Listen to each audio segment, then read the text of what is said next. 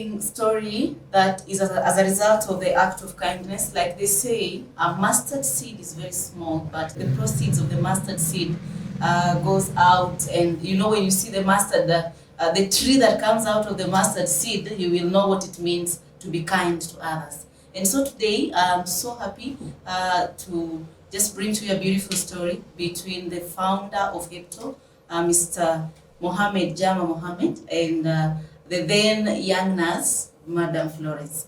And so welcome to the show. So before we went for the short break, you talked about meeting the young nurse. Mm-hmm. After all that pain, now you're in Isiolo. You're meeting this young nurse, please. Let's just go back to your meeting. How did it? Why did you go to Isiolo from Kenya? Why not take medication from Kenya?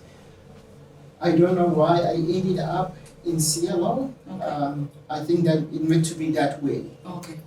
And my nurse, my young nurse, I call that time young nurse, mm-hmm. She introduced herself. That is 30 years back? 30 years ago, mm-hmm. Florence Lintari. Okay. And she helped me to she swiped a patient, as I said, okay. So that she put me a good vet direct to the TV, and also she stops every morning or every time she gets a shift. She asks me how I am. She gives me a little time. Mm-hmm. When she's making the rounds, a little time for myself, and also she. And that time. You can't understand her language, you can't understand. So how are you guys communicating? We were communicating a little English. That's what we were communicating through. My English was way less than poor, but she can understand me. Okay. She could, and then she asked me, Mohamed, I realized nobody visits you, and do you know anybody in the town? I said, no, I don't have anybody. And they said, when I come to work, if I bring you fruits, would you eat? I said, absolutely, thank you. So she used to bring some fruits when she's coming to her shift. Yes. And actually, it takes me, my thought, very, very deep. I thought deep. So why? Because why I think deep was my expectation mm-hmm. was not what I get. My expectation, I don't know what I was expecting. I'm looking for medical treatment. I was a refugee man traveling in a foreign country without mm-hmm. papers. My expectation was, okay, what can you do to you? Do they say we're not treating you? Do they say, why are you running around the country with the papers? Do they put you back to the camp? Mm-hmm. Do they put you back to jail? Do they refuse you? What are they going to do? So my expectation, what I received and what out there in my mind was completely opposite. Okay. I received a very warm welcome. Mm-hmm. I received being treated like one of them, family member. I received even beyond the kindness, and nobody asking me any papers or any money or anything. I get the treatment I want, and that takes me the different level of thinking. Okay. Let's talk to the young nurse then. The beautiful young nurse there. Then of course she's very beautiful. Yes. So Madam Florence, yes. How was his state when he came to Isiolo 30 years back? Mm-hmm. He had very severe burns. Okay. The burns were, you can see them now, the scars. The hands were out of the burns and the contractures. Okay. Mm-hmm. The chest, yeah. The face, the back. So it was severely burned. Okay.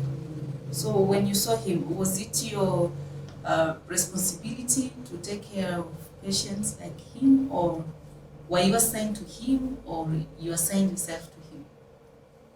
No, I was not assigned to Mohamed only, but as a nurse, you get to know the needs of the patients. Okay. Not only giving the medication and not only the medication and the general care, you have to know the treat the psychological part of him. Mm-hmm. You have to know the patient. And The medication, the sympathy, there is also the empathy Mm. we give to the patients who need us. Okay. Mm. And he mentioned something, you changed things. I mean, you gave him a better room, you switched patients. Yeah, if I can remember, Isiolo male one Mm. and two big rooms where we had many beds, and two single rooms, Okay. which were single, Mhm. and one under TV. Okay. So Mohamed didn't understand any language. Mm. He was a foreigner. He spoke very little English. But for me as a nurse, I understand even patients who don't know how to talk. I can communicate with You're trained. I try. Mhm. So I decided to swap him with another patient so that he can be communicating with the team. Okay. And Mohamed, after operation, he came to a new room with a new bed Mm. and a TV in front of him. He was so happy. Okay. Absolutely. And you went ahead and even prepared meals. He mentioned you asked if you can bring fruits to him. Was that allowed within the hospital, or you just being kind to him? The hospital gives patients food, Mm. but you can bring things like fruits, and he didn't have any visitor to visit him. Okay. So I became his visitor and became part of him. Okay. So I decided to bring him fruits and something which can make him a bit comfortable while he was undergoing the pain and the process of healing. Okay. He's explained his burns to about 34%. And I know today, normally, when such patient walks in a hospital, you will be keen to know where is he coming from, who is he. Did you do that? Before patients, when they come to the hospital, we take them as patients. We don't want to know where they're coming from, even their background. Okay. But during the process of healing, when we admit them now, we try to take their history, Mm-hmm. where you come from, Mm-hmm. who are your people. Mm-hmm. And that's how I came to know Mohamed as no family Okay. in Isiolo or in Kenya. Okay. So after treating him, did you maybe want to know where did he go, or you just did your work normally and that was it? When I was doing my work, I didn't expect Mohamed to come back and thank me or say that you did something good to me after while I was in hospital. Mm. And that time there was no communication. Yes. So Mohamed, after being discharged, he went, and I didn't know where he went. I could not communicate. Mm. We lost the communication.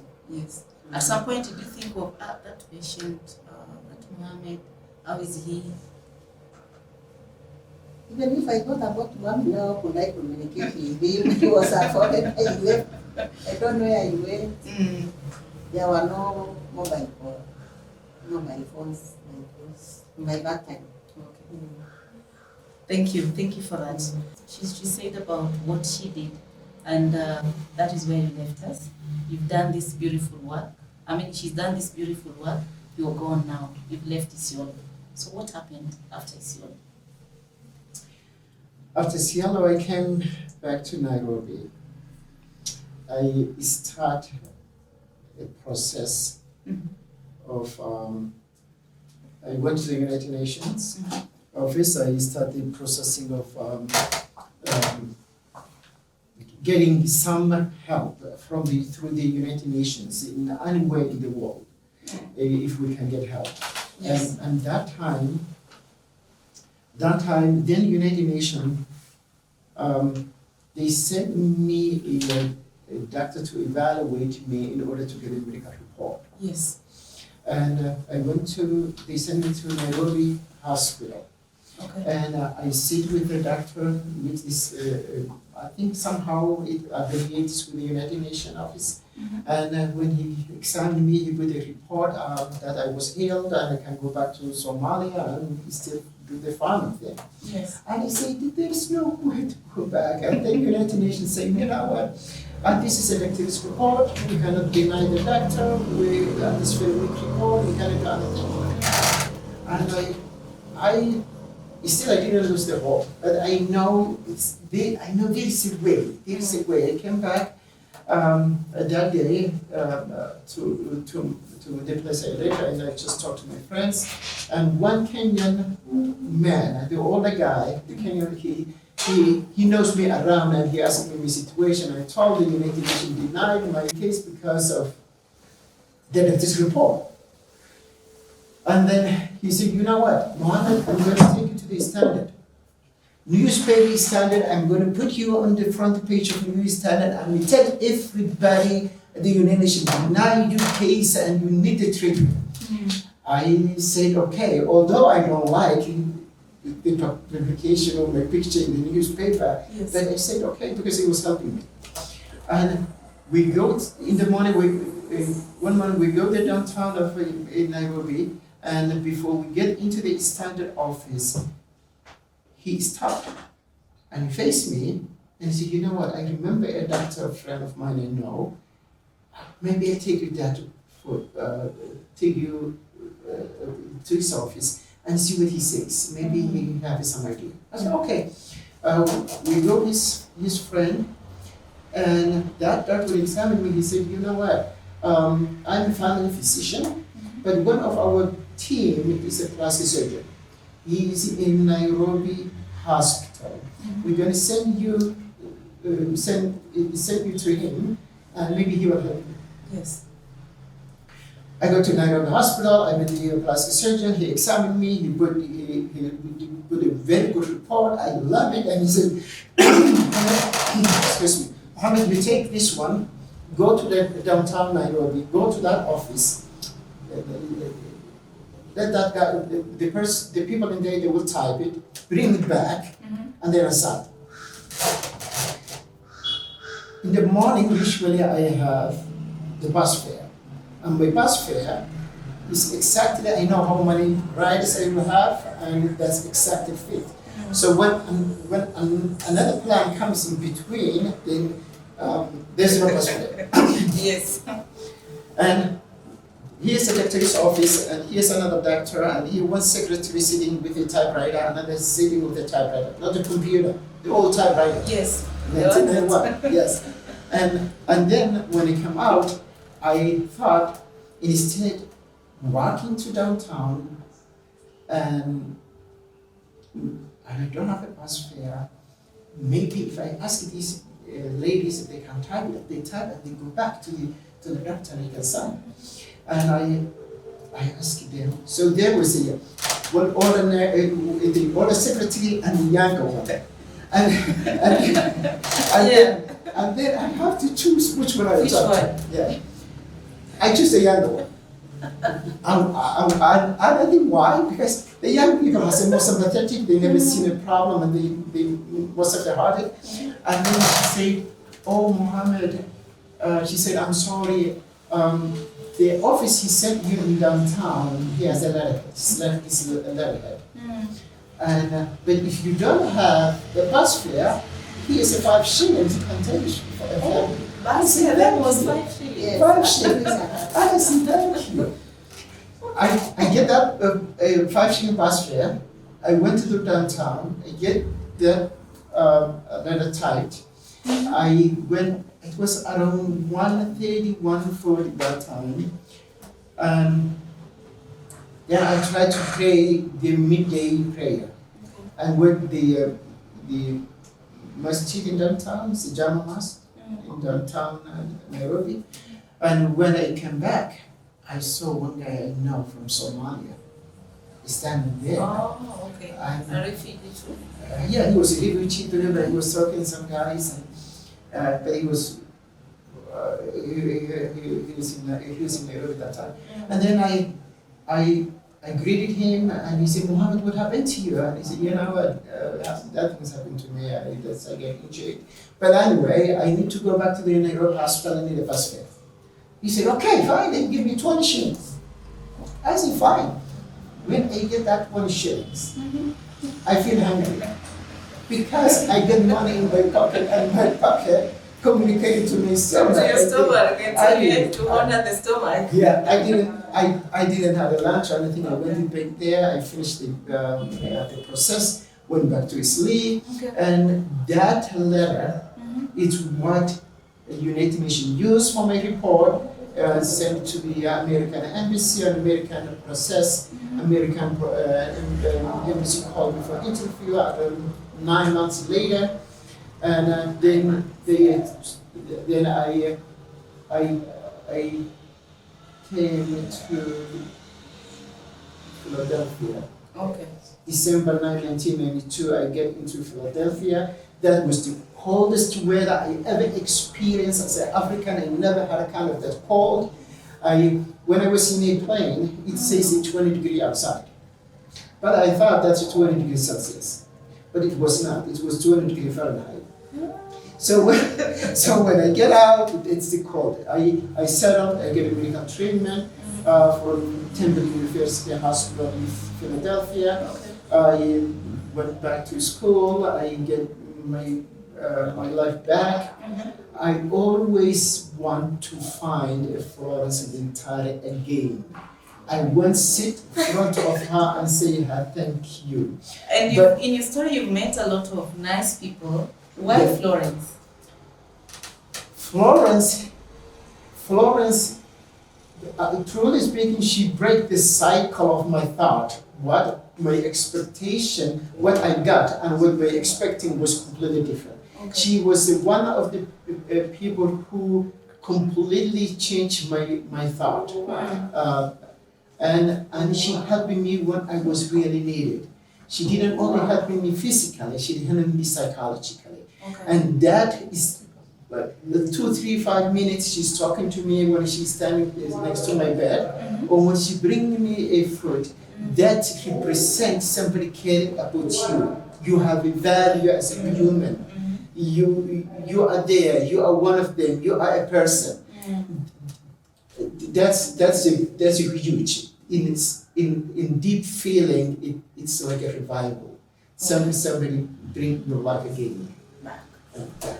So 30 years back, how did you, there's a lot of years, you're not sure whether Florence is there, and Florence also has moved on, and she's dealt with a lot of change, and then now you're looking for Florence. What was your first, or what, knowing that we have the globe, you're wondering how do I get to this Isolo among all these countries? How did you start? Who did you contact? I was reciting the story all my life. Oh. So any person I talk to, I say, oh, it's yellow. When I was in a hospital, there was a good nurse who took care of me. Okay. There was a good nurse who took care of me. Oh. And most everybody I talk to, Yeah. I have a conversation with who knows me. They know about Florence. Florence. Yes, Okay. they know. They must be excited. So Of course, having found her. then one in June, friend of mine visited June this year? June this year. Okay. I think a month and a half or 2 months ago. Yes. He visited with his sister, and then he introduces. He said, "Mohamed, this is my sister, Sadia." Oh, Sadia, welcome. I'm with Sadia, and I will talk a little bit. I said, "Sadia, where do you live in Kenya?" And she said, "Isiolo." I said, "Oh yes, I have a good story in Isiolo." And then I started my story. And Yes. she said, "I used to work in that hospital." I said, "Yes." "Oh, but what time?" She said, what did you start in 2012? So I'm talking with it 20 years ago, the day you started. Okay. But now it's 30 years. But still, anyway, you can find that nurse for me, the Kenyan nurse called Florence Lintare. She worked in that hospital for that time, for that year. She said, "Yes, I'll try my best." She has a nurse, she has a sister who's a nurse in Machakos, Okay. and Halima. And Halima Adam, she called, and Halima then she go her network, and she found Florence Lintare. Next morning, around 9 a.m., Sally texted me a number. Where were you at that time? I in Minnesota. Oh, okay. And she texted me and said, "This is Florence Lintare's number." I can imagine the I couldn't. your face. I couldn't wait longer. I dialed the number. I called. Immediately. I called immediately. And she picked the phone. She didn't know the number. She hung up. And then I said, you know what? There's a better way. And I text her. And I text her and I say, hello, Florence and Tara, how are you? Probably you don't know me, but I was your patient when you were a nurse in Seattle Hospital. Okay. And 30 years ago, and my name is that, and I want to thank you. So before you wrote the message, she hung up. Yes. Madam Flores. This is a strange number coming in. What came in your mind when you saw the number? I didn't know who was calling, and I got. I didn't know who was calling, and it was a foreign number. You know, Yeah. how Kenyans. How Kenyans, of course, when you see foreign the. numbers, they don't know who is calling. Mm. So I answered, and then he called me. He texted me. Mm. He started introducing himself, Oh, okay. and that's how I got there. I told him I cannot remember. I know that's a long time ago. And when we treat patients, we just give them the care, but we don't remember what we do. We do good, but we don't remember what we did. But they do. So I have done a lot, but I meet with someone telling me, you did this and that to me, but I don't remember. Oh, okay. So that's how I keep. Now you're sending her the text message, I was sending introducing yourself. And her first response was, hey, probably I did something good. I remember me that long. And I said yes, and then we keep talking.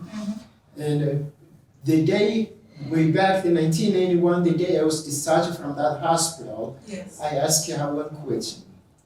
I said, Florence, you are one of the young nurses in the hospital, and you treat me beyond my expectation.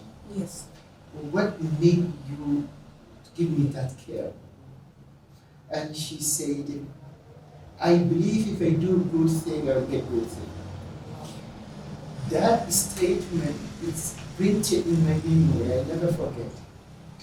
And actually she was right, because whatever we do or whatever we put out to the universe, that's what we get. So we make our life in a different way.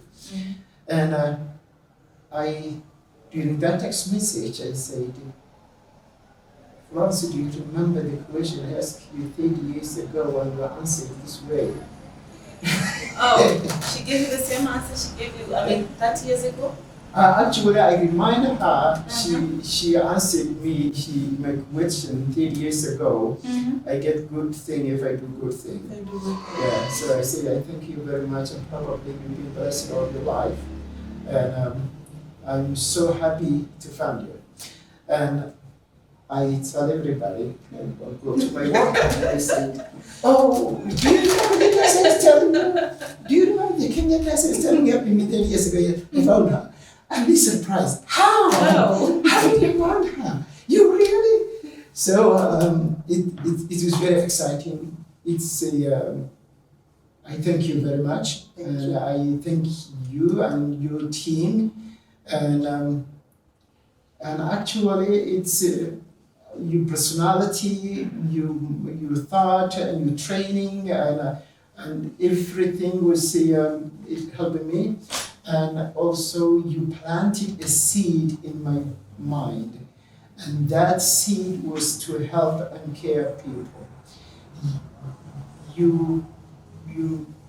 That made me to go back to school and become a nurse. I've been a nurse for long. I'm all a nurse. Anytime I have a patient, I remember you. I thought I need to care because Florence care. She actually passed a good batch. Absolutely. Wow. That seed germinated, that seed is harvested and that's a feed big it tree. all over the world now. It's in the United States. So Okay. I bet a lot of my patients appreciate the work I do, and they do. My coworkers too, and you are part of it. Thank you I so think much. you're part of me, you're part of my profession, and you're part of humanity. I thank you very much what you did, and I think I don't know what to say. I don't know how I can express that. Okay. Yeah. Madam Florence, Yes. he's talked about some beautiful things and your responses towards his messages. So after he introduced himself, were you able now to know who he was? He reminded me, Okay. and so I told him it's a long time ago when we met, but because you have reminded me now, I can have just a clue of what was a long time ago. Yes, and I was happy that I inspired him.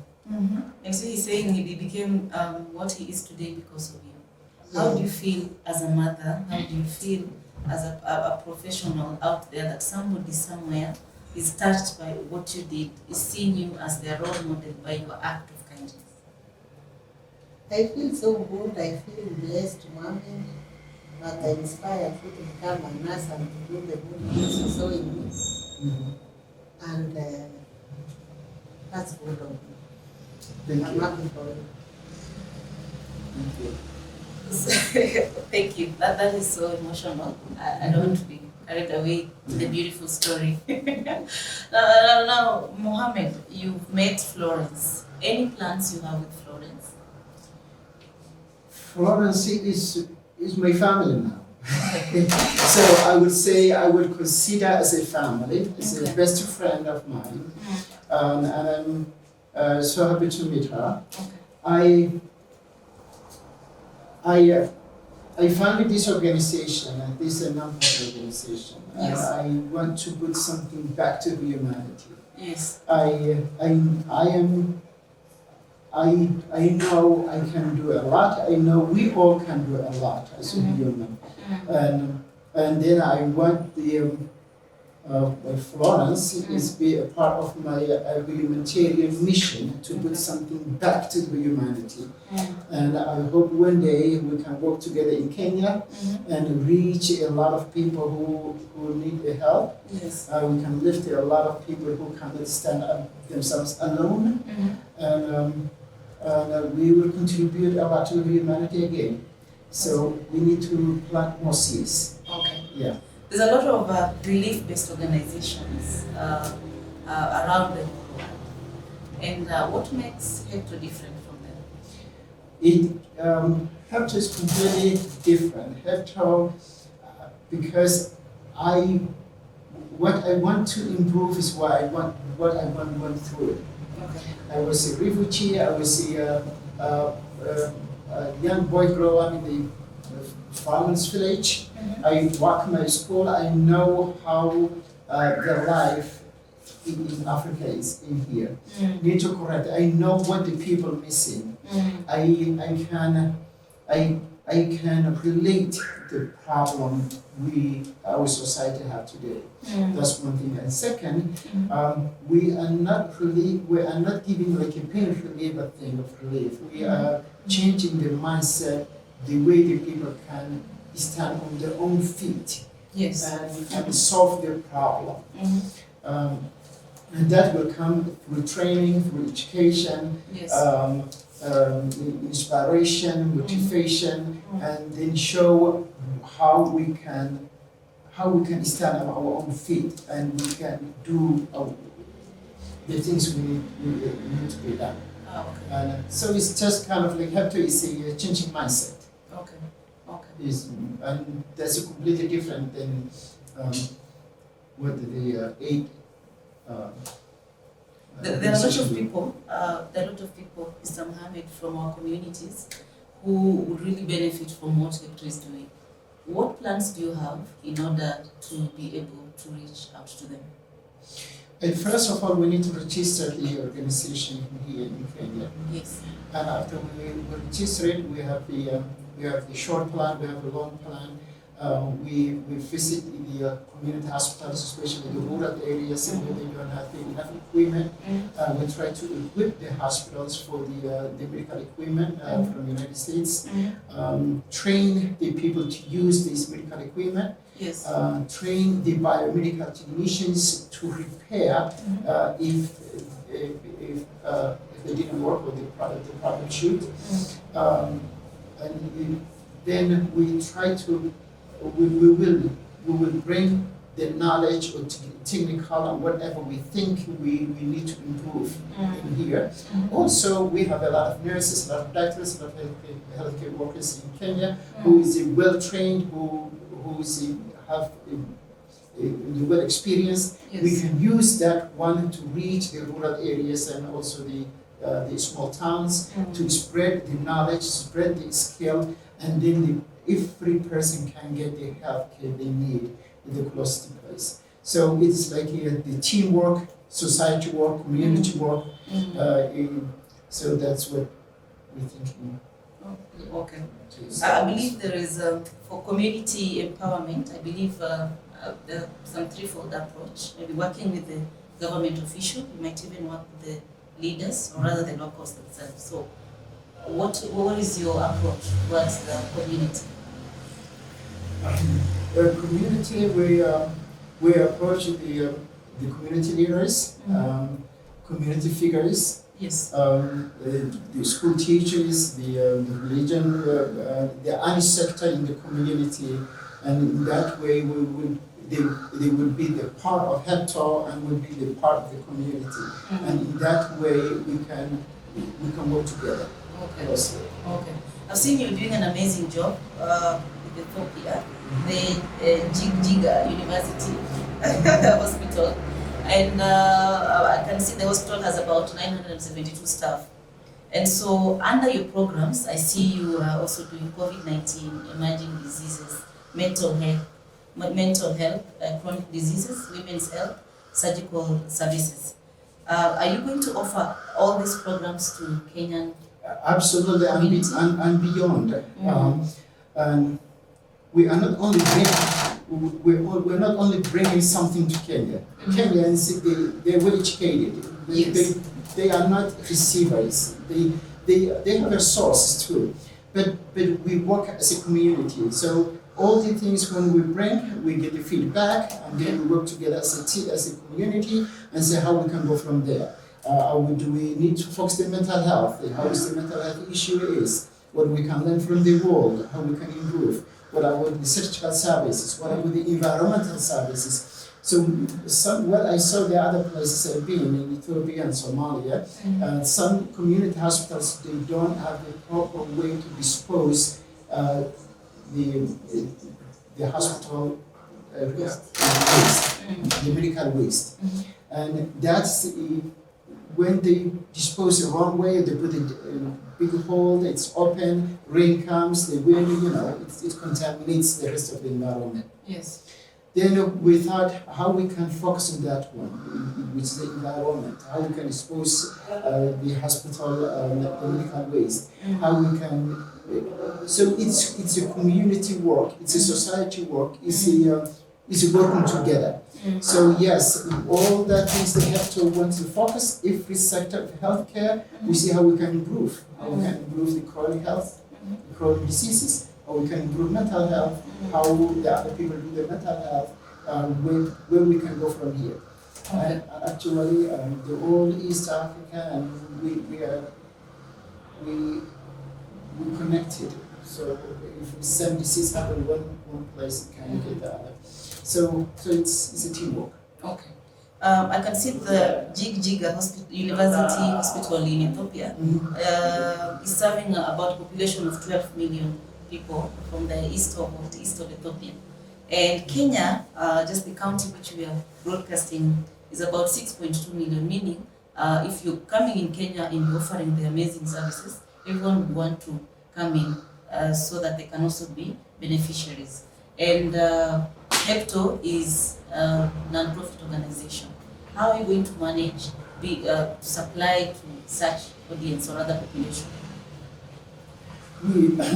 we work with the hospitals Yes. and we do the assessment. Okay. We listen to each other. Mm-hmm. We take the recommendations. Yes. As I say, we are not bringing an idea and expect the people listen to us. No, we listen to them. Yeah. And then together we find a room we can work together. Mm-hmm. So suppose if we need a hospital, so kind of hospital, we need a 30 beds or 60 good beds, how we can find it, then we go and get it. Mm-hmm. If we say, you know what, we need to create these services like dialysis clinic services, how we can find the equipment or whatever we need for the dialysis service, then we work together. So that's the most of our work is the teamwork. Okay. And I hope we will come up with something good. Okay. Are you going to partner with the local NGOs or rather the non-profit organizations? Absolutely, we open to partnership with any every organization, private and non-profit, government, and our end goal is to help the community. So whatever we can get that, we really. Yes. So you're open. Yes. Okay. And are you open to donors? You're serving a very high population. I'm using example of Ethiopia, the Jigdag University, serving 12 million, population that is high. And when you come to Kenya, it will be the demand will be high. So are you open to donors coming in, or you already have enough contacts to service the demand? Donors, they are part of the humanity and Yes. they're part of human being. They are part of the community, and we welcome them. We open for the donors, the contributors, and they can welcome, they can donate, they can advise. Yes. And we open, locally, globally. What you're talking about is huge. Apart from Florence, are you having other licensed practitioners in Kenya who are willing or rather have already signed to work with you? Yes, I have a lot of friends, Okay. mostly nurses, and they are well experienced. Halima Adam is one of them, Okay. and they're willing to work with us and direct us and advise us and work together, and we can go from where we are to better place. Okay. When are you planning to finalize on your local registration? We're going to start as soon as possible. We're going to start this month or next month, Okay. and then we just wait. I don't know how long the process may take, but we will see. Okay. Madam Florence, as we wind up, would you kindly just tell our viewer your last remarks on the kindness you did to Mohamed and how the future, what holds in your future with him, or rather the youngsters who are coming up and they feel like that was meant for our forefathers.